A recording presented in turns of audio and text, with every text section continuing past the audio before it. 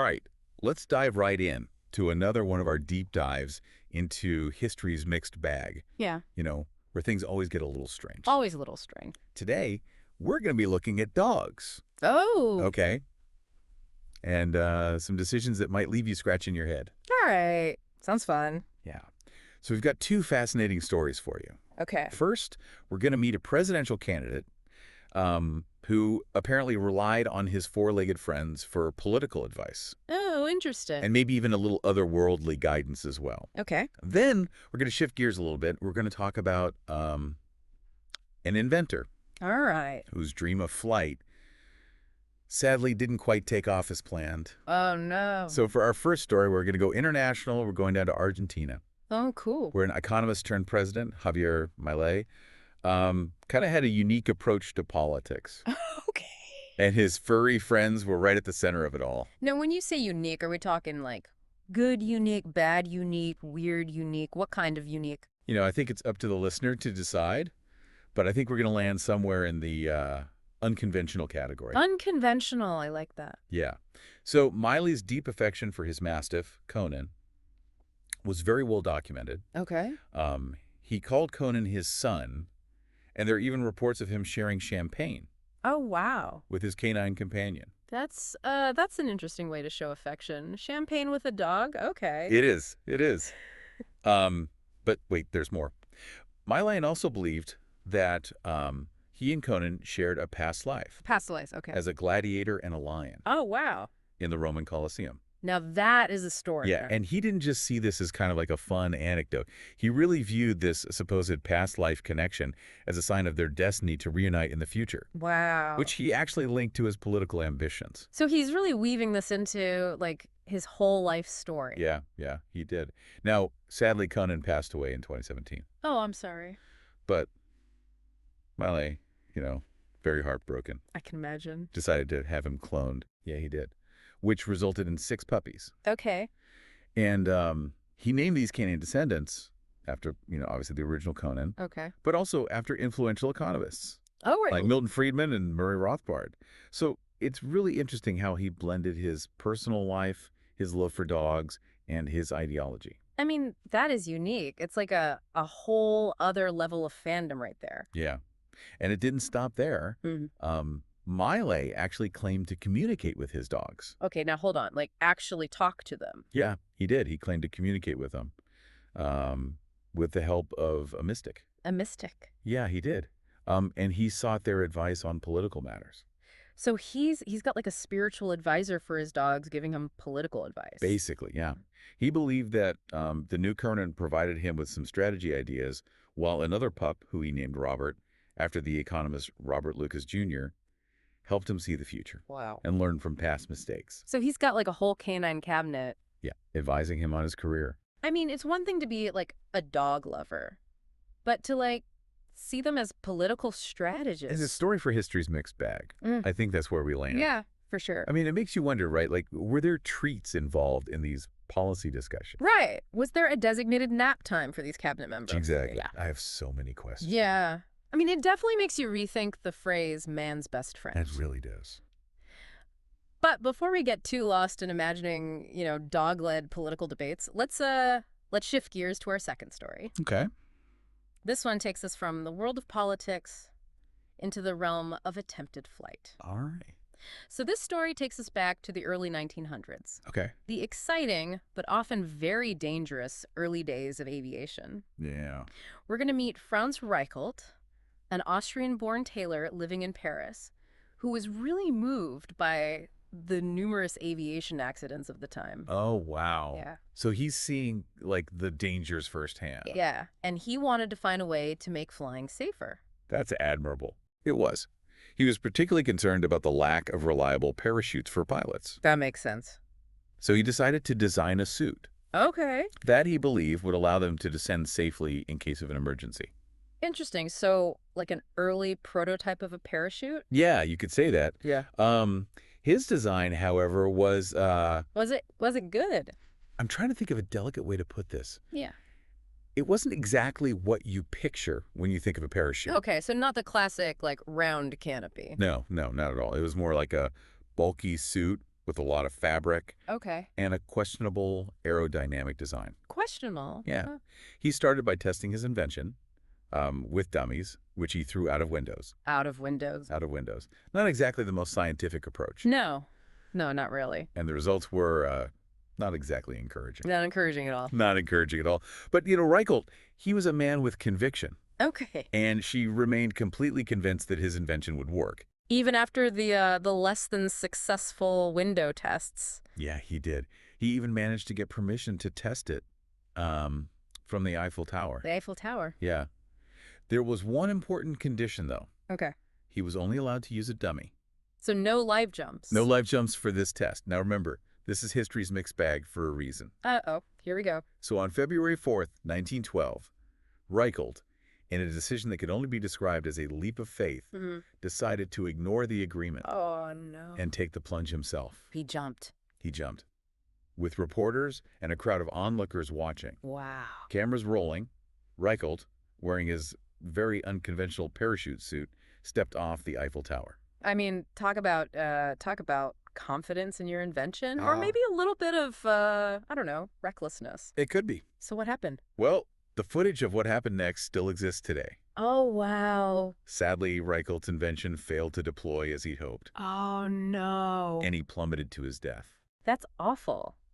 It's a stark reminder, though, isn't it, of the fine line between, innovation and maybe a bit of overconfidence. Yeah, it really is. It's a tragic end to a story that's, fueled by a desire to make flying safer, but it also really highlights the risks that come with pushing boundaries, I guess. Especially when those boundaries involve gravity. Yeah, exactly. Like, it really makes you think about what was going through his mind in those final moments.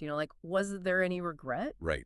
Like a flicker of doubt. Yeah. Or was he still absolutely convinced that his invention would work? It's hard to say for sure, Yeah. but it's a question that lingers. It does. It's interesting, though, right? Because both of these stories, wildly different in context. Yeah.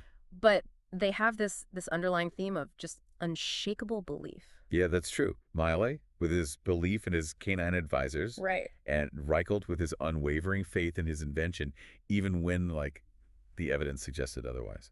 Yeah. And even thinking about, Milei and, it's not just about his personal relationship with Conan. Yeah. He named his other dogs after economists like Milton Friedman, a champion of free markets, and Murray Rothbard, known for, his radical libertarian views. So he's literally surrounding himself with figures who represent his ideology. Yeah. Even in his choice of dog names. That's dedication. I don't know if that's dedication or obsession. I can't decide. It's a lot. It's a lot.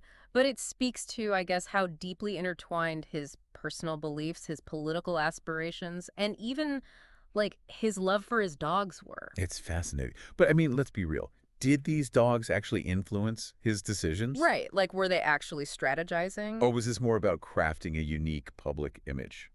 It's a good question. And I think probably the answer lies somewhere in between. His genuine affection for his dogs is totally evident. Yeah. But, I don't think we can ignore the potential political benefit of being seen as this unconventional, dog-loving leader. It definitely plays into that man of the people image. Totally. Like someone who's a little quirky, maybe even eccentric, Yeah, but ultimately relatable. exactly. And in a world of, often polished and predictable politicians, that kind of authenticity, real or perceived, can be a really powerful tool. It's true.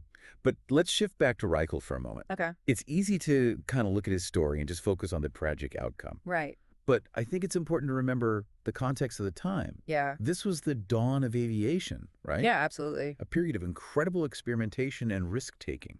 People were, captivated by the idea of flight. Totally. And there was this sense of limitless possibility.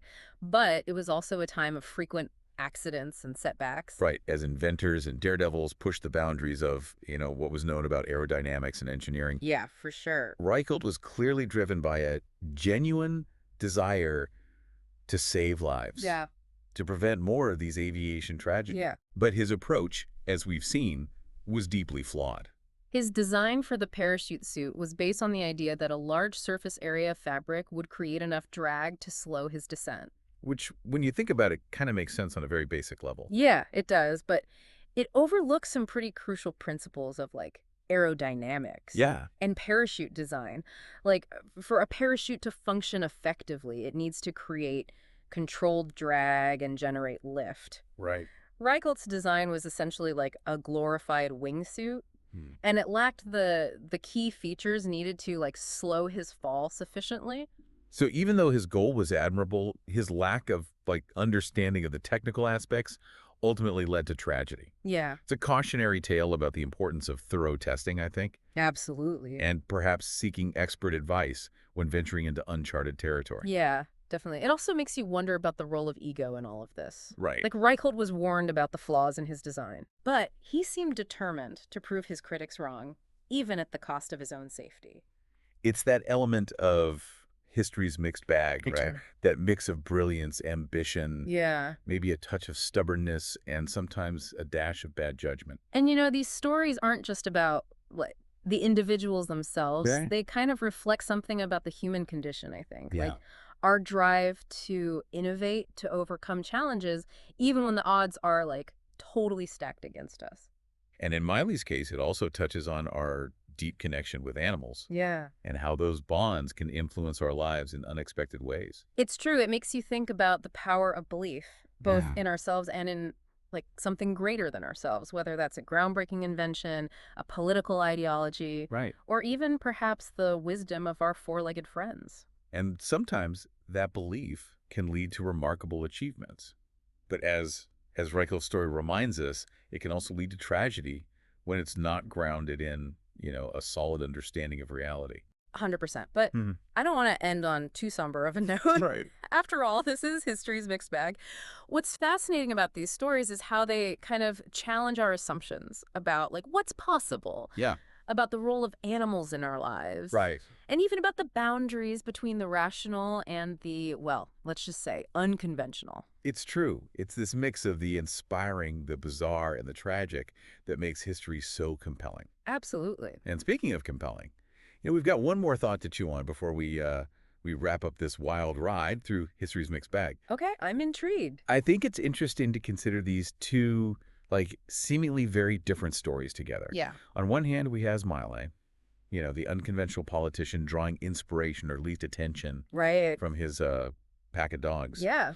And on the other hand, we have Reichel driven by this, really intense desire to solve a problem, Yeah. to make his mark on the world, even if it meant taking a, fatal risk. Right. Two very different approaches to, I guess, achieving their goals. And it makes you wonder, right? Is there a common thread here? Hmm. Is it ambition, a refusal to conform? Hmm. Or maybe, as you said earlier, just that uniquely human combination of brilliance and, well, sometimes a lack of common sense. I think it's a bit of all of that, Yeah. honestly. Like these stories and history's mixed bag in general, they highlight the fact that humans are just like complex creatures, Yeah. We're capable of incredible ingenuity, but we're also prone to, making mistakes, misjudging situations, and sometimes just letting our passions get the better of us. And maybe that's what makes history so endlessly fascinating. I think so. It's not just a collection of dates and events. It's a reflection of who we are with all our flaws and contradictions. Yeah, totally. And I think these stories, as outlandish as they might seem, they offer like a glimpse into those contradictions. Right. They remind us that history is made by individuals. Individuals with dreams, ambitions, quirks, and yes, even a love for their dogs that might lead them to seek political advice from their furry friends. It's a reminder to stay curious, to keep exploring those unexpected corners of the past, because behind every seemingly strange event, there's a story waiting to be uncovered. Yeah. A human story with all its, messy complexities. And who knows, maybe the next time you're reading about some historical figure, you'll find yourself wondering, what were their dogs like? Yeah. Or maybe, did they ever consider jumping off the Eiffel Tower in a homemade parachute suit? Probably not the Eiffel Tower. But you never know what other hidden gems are out there waiting to be discovered. That's the beauty of history. There's always something new to learn, something that challenges our assumptions, makes us laugh, or maybe even leaves us just shaking our heads in disbelief. So as we wrap up this deep dive into history's mixed bag, we encourage you to keep questioning, keep exploring, and keep an open mind to the strange, the wonderful, and the downright wacky stories that history has to offer. And remember, Whether it's a presidential pooch whispering campaign strategies or a daring inventor taking a leap of faith, history is anything but boring. Thanks for joining us on this adventure through history's mixed bag. We'll see you next time for another deep dive into the surprising and sometimes unbelievable stories that have shaped our world.